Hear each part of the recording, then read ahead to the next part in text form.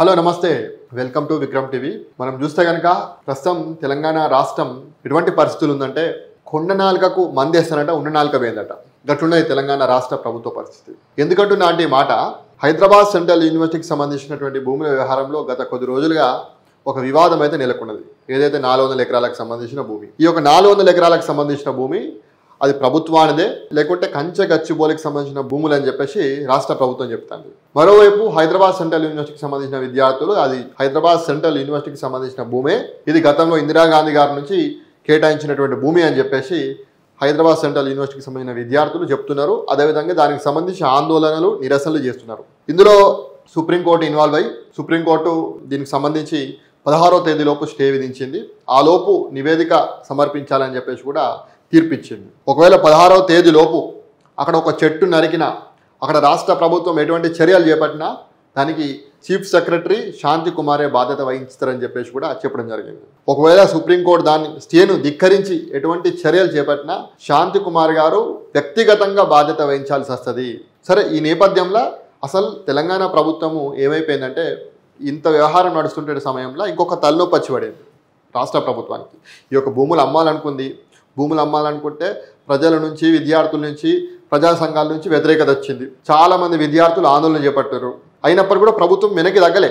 High court కూడా మధ్యంతర stay విధించినప్పటికి కూడా రేపు 3:30 వరకు ఆయన ఆగండి అని చెప్పినా కానీ అయినా కానీ నిండలే. అయినా కానీ అక్కడ చెట్లు నరికిర్రు, అయినా కానీ అంతా చేసిర్రు, చర్యలు చేపట్టింది ప్రభుత్వం. కానీ సుప్రీంకోర్టు ఇన్వాల్వ్ అయిన తర్వాత రాష్ట్ర ప్రభుత్వం కొంత వెనక్కి తగ్గింది. ఆ లోపు చాలా సీరియస్గా వార్నింగ్ ఇచ్చిన తర్వాతనే మన రాష్ట్ర ప్రభుత్వం అయితే వెనక్కి తగ్గింది. అయితే సరే, ఈ విషయం వీళ్ళు నడుస్తుంటే రాష్ట్ర ప్రభుత్వానికి మరొక పెద్ద తలనొప్పి వచ్చి పడింది. అదేంటంటే 10,000 కోట్లు ఇమ్మీడియట్గా రాష్ట్ర ప్రభుత్వం కట్టాల్సిన పరిస్థితి ఉన్నది. అది ఎవరికి కట్టాలి అంటే, ఇగో 10,000 కోట్లు ఐసిఐసిఐ బ్యాంకుకు కట్టాలి. ఈ 10,000 కోట్లకు హైదరాబాద్ సెంట్రల్ యూనివర్సిటీకి సంబంధించిన భూములకు చాలా పెద్ద లింక్ ఉంది. అదేంటి అంటే, ఏదైతే ఒక 400 ఎకరాలు ఉందో, ఈ యొక్క కంచె గచ్చిబౌలి సంబంధించినటువంటి 400 ఎకరాలు ఉన్నదో, ఈ యొక్క 400 ఎకరాలను 10,000 కోట్లకు ఐసిఐసిఐ బ్యాంక్ దగ్గర కుదబెట్టింది. అప్పుడు 400 ఎకరాలను అమ్మి ఒక 30,000 కోట్లు 40,000 కోట్లు వస్తుంది. అమ్మితే 10,000 కోట్లు మళ్ళీ ఐసిఐసిఐ బ్యాంక్ కట్టేయచ్చు అని చెప్పేసి రాష్ట్ర ప్రభుత్వం భావించింది. ఈ అమ్మాలనుకున్నటువంటి సందర్భంలో ఇంత పెద్ద వివాదం అనేది విద్యార్థుల నుంచి, ప్రజా సంఘాల నుంచి, ప్రజల నుంచి వ్యతిరేకత రావడం, అదేవిధంగా సుప్రీంకోర్టు స్టే విధించడం అనేది, దీంతో ఇప్పుడు 10,000 కోట్లు కట్టాల్సినటువంటి పరిస్థితి రాష్ట్ర ప్రభుత్వానికి ఉన్నది. ఎందుకంటే అసలు ఇన్ని రోజులు ఏమనుకున్నది, ఐసిఐసిఐ బ్యాంకు ఈ యొక్క 400 ఎకరాలు ప్రభుత్వాందే కాబట్టి 10,000 కోట్లు అప్పించింది. కాబట్టి ఇప్పుడు ప్రభుత్వాందా లేకపోతే యూనివర్సిటీదా అని చెప్పేసి ఒక వివాదం అయితే నెలకొన్నది. అప్పుడు ఐసిఐసిఐ బ్యాంక్ ఊపుకుంటుందా? ఒకవేళ ప్రభుత్వం యొక్క 10,000 కోట్లు కట్టకపోతే ఒక 400 ఎకరాలను ఐసిఐసిఐ బ్యాంక్ తీసుకుంటుంది. అయితే ఇప్పుడున్నటువంటి పరిస్థితులలో ఇది 400 ఎకరాలు ప్రభుత్వాందా యూనివర్సిటీదా అని చెప్పేసి ఒక క్లారిటీ లేనటువంటి సందర్భంలో ఐసిఐసిఐ బ్యాంక్ ఎట్లా ఊపుకుంటుంది? ఖచ్చితంగా ప్రభుత్వాన్ని ప్రెషర్ పెడుతుంది, మీరు కట్టండి 10,000 కోట్లు అని చెప్పేసి. కాబట్టి పెద్ద సమస్య అయితే రాష్ట్ర ప్రభుత్వం నెత్తి మీద ఉన్నది. అయితే 10,000 కోట్లు ఎట్లా తెచ్చిరంటే, డిసెంబర్ 2024లో ఈ యొక్క 10,000 కోట్లు సంబంధించినటువంటి ట్రాన్సాక్షన్ జరిగింది. ఎట్లా జరిగిందంటే, బెకాన్ అనేటువంటి సంస్థ ద్వారా, ఇది బాంబేకి సంబంధించి ఒక ప్యాన్ బ్రోకర్ సంస్థ, లైక్ అలాంటి ప్యాన్ బ్రోకర్ లాంటి సంస్థ అన్నట్టు. దీని ద్వారా ఐసిఐసిఐ బ్యాంక్ నుంచి 10,000 కోట్లు అప్పు తీసుకున్నది. బెకాన్ అనే సంస్థ ఐసిఐసిఐ బ్యాంక్ నుంచి 10,000 కోట్లు అప్పు ఇప్పించినందుకు 1% కమిషన్ తీసుకుంది. 100 కోట్ల రూపాయలు 1% అంటే ఈ యొక్క 100 కోట్లు ఈ యొక్క బెకాన్ అనే సంస్థకు పట్టినే ముట్టినాయి, కమిషనే.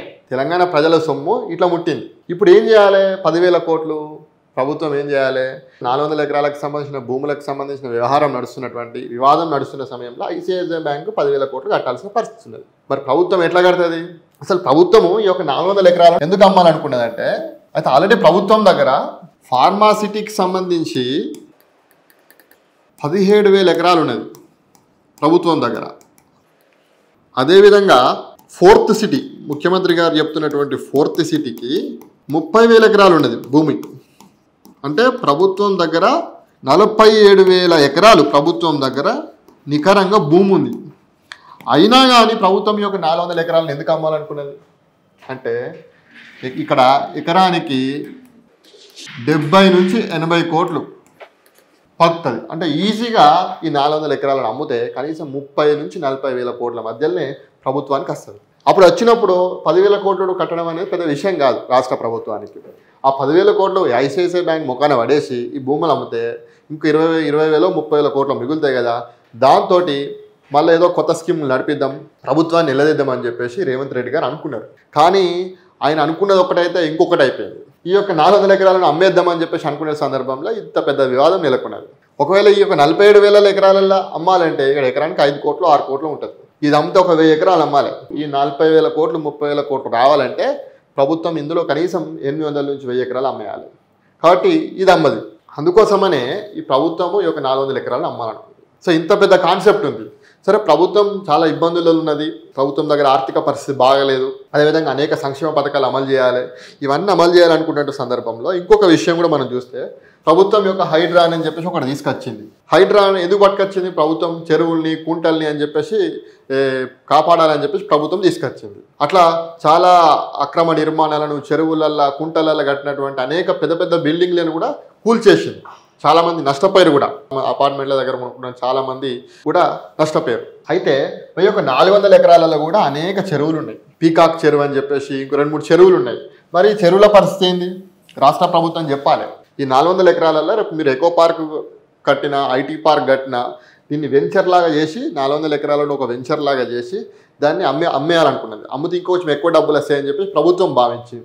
అందులో ఐటీ పార్క్ అని, ఎకో పార్క్ అని, ఆ పార్క్ అని, ఈ పార్క్ అని చెప్పేసి అమ్మాలనుకున్నది. అమ్మితే ఇంకొంచెం ఎక్కువ డబ్బులు వస్తాయని చెప్పేసి. మరి ఇక ఈ 400 ఎకరాలకు సంబంధించిన ఉన్నటువంటి చెరువుల పరిస్థితి ఏంది? అప్పుడు హైడ్రా మరి ఎందుకు స్పందించట్లేదు? పేదవారు మాత్రమే కనబడతారా హైడ్రాకు? పెద్దలు కనబడరా? ఇట్లా ప్రభుత్వం చేసేటువంటి కార్యక్రమాలు కనబడాయా? ఇంకొకటి ఏంటంటే, అసలు నిజం చెప్పాలంటే ఈ యొక్క హైదరాబాద్ సెంట్రల్ యూనివర్సిటీకి సంబంధించినటువంటి ఏవైతే భూములు ఉన్నాయో, ఇందిరాగాంధీ గారు 2,423 ఎకరాలను అప్పుడు హైదరాబాద్ సెంట్రల్ యూనివర్సిటీకి కేటాయించడం జరిగింది. ఆ 2,423 ఎకరాలను ఆ తర్వాత వచ్చినటువంటి కాంగ్రెస్ ప్రభుత్వము, తెలుగుదేశం ప్రభుత్వము, చంద్రబాబు నాయుడు, రాజశేఖర రెడ్డి, ఎన్టీ రామారావు ఇట్లా చాలామంది ఇందులో భూములు తీసుకున్నారు. భూములు తీసుకొని విచ్చలవిడిగా అమ్మేసుకున్నారు, వివిధ వాటికి కేటాయించారు. ఇప్పుడు మిగిలిన దాదాపు 1,200 ఎకరాలు, 1,300 ఎకరాలు, ఓవరాల్ చూస్తే ఒక 1,600 ఎకరాలు ఉండొచ్చు. దాన్ని మళ్ళీ ప్రభుత్వము అక్కడ ఎకో పార్క్ కట్టాలని చెప్పేసి అనుకుంటుంది. మళ్ళీ కొత్త కథ తీసుకొచ్చారు. ప్రజలలో వ్యతిరేకత వస్తుంది, విద్యార్థుల దగ్గర వ్యతిరేకత వస్తుంది అని చెప్పేసి అనుకొని మళ్ళీ 1,600 ఎకరాలను ఎకో పార్క్ కట్టి అక్కడ ఏదో చేద్దామని చెప్పి చూపెడుతుంది.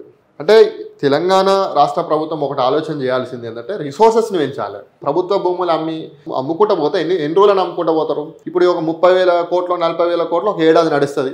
ఆ తర్వాత 3 ఏళ్ళు కూడా మీరు ప్రభుత్వం ఉంటుంది కదా. మీరు 10 ఏళ్ళు ముఖ్యమంత్రి ఉండాలనుకుంటున్నారు కదా. 10 ఏళ్ళు కూడా ఈ యొక్క భూములు అమ్ముకుంటూనే ప్రభుత్వాన్ని నడిపిస్తారా?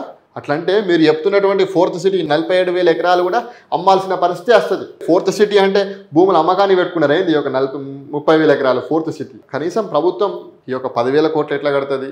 ఈ యొక్క ప్రభుత్వ భూములు అమ్మకుండా మరి ప్రభుత్వం పరిపాలన ఎట్లా సాగిస్తుంది? కాంగ్రెస్ పార్టీ ప్రభుత్వం గతంలో ఏదో ఎన్నికలు ఇచ్చినటువంటి హామీలు 6 గ్యారెంటీలను ఎట్లా అమలు చేస్తుంది అనేది మనం పెద్ద ప్రశ్నార్థకమే నాకు తెలిసి.